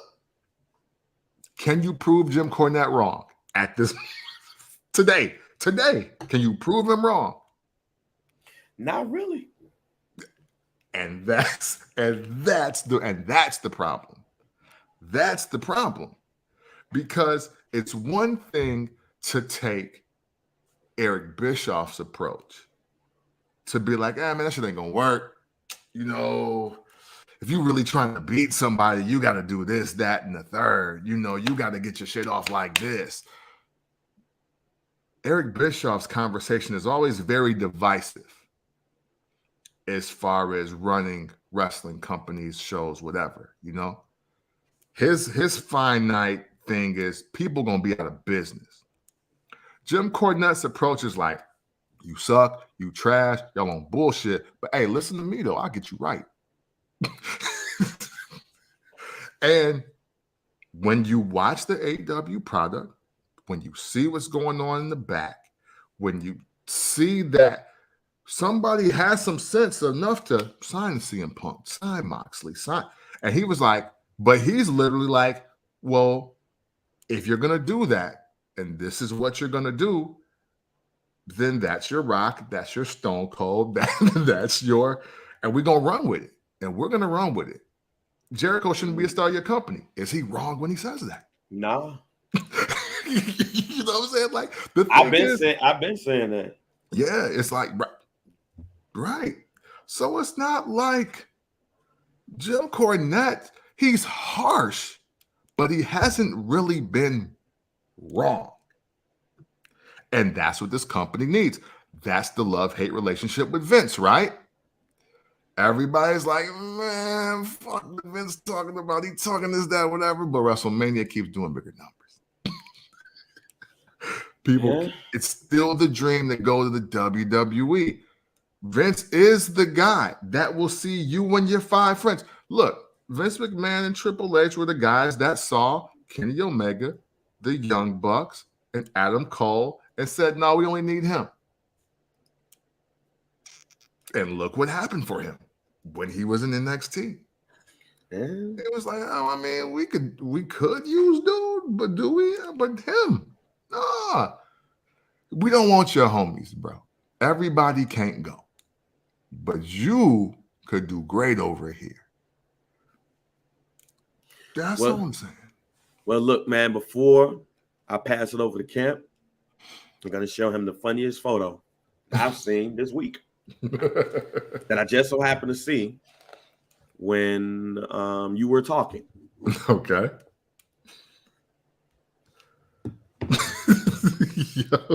Yo, smacked.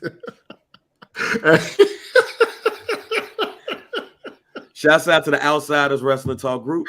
Yo. This is the funniest photo that I've seen. This year, for those who didn't see Smackdown, the Maximum Male models were mad at Hit Row. Mm-hmm. They saw a bus that they thought was Hit Row's. They spray painted on the bus, and it turned out to be the Street Profits bus. Mm. But in this photo, I know if you're listening to this podcast, you don't know what we're talking about, so that's why I'm explaining it to you. But remember, we all know about the Hulk Hogan spray painting NWO, but it starts off with N and the first part of the W, so people use that as Hulk Hogan saying the N-word. Well, they connected those two pictures together of Hulk Hogan spray painting N and I. Mm-hmm. With the Street Profits looking at Hulk Hogan, mad, spray painting in and I, and would tune in live on SmackDown. Look, this photo right here is hilarious. We will put this on our social media so you guys can see it. But this photo is hilarious, and I wanted to end this particular show with this funny, very funny photo. Camp. End us off. Oh man, well man, that was the best moment of the show for me right there. And hey, we thank y'all for tuning in to the show, man. Each and every week, likes, comments, shares, questions, hypotheticals, theories. Man. Not the guy that's wrestling, but yours from your own wrestling mind, man. Greatly appreciate it. As much more as everything that you guys do for our groups. Yeah, this is hilarious. Obviously, we could do the show without you. But hey, we wouldn't get moments like that if we did. Not at all. So, hey, please keep inspiring us to help us bring the content that we would love to bring to you every week. And always understand, if you ever want to talk about wrestling in an unconventional way, you do so by checking out the First Black Champ podcast. Champ. Bang. We are out. Shout out to the Street Profits.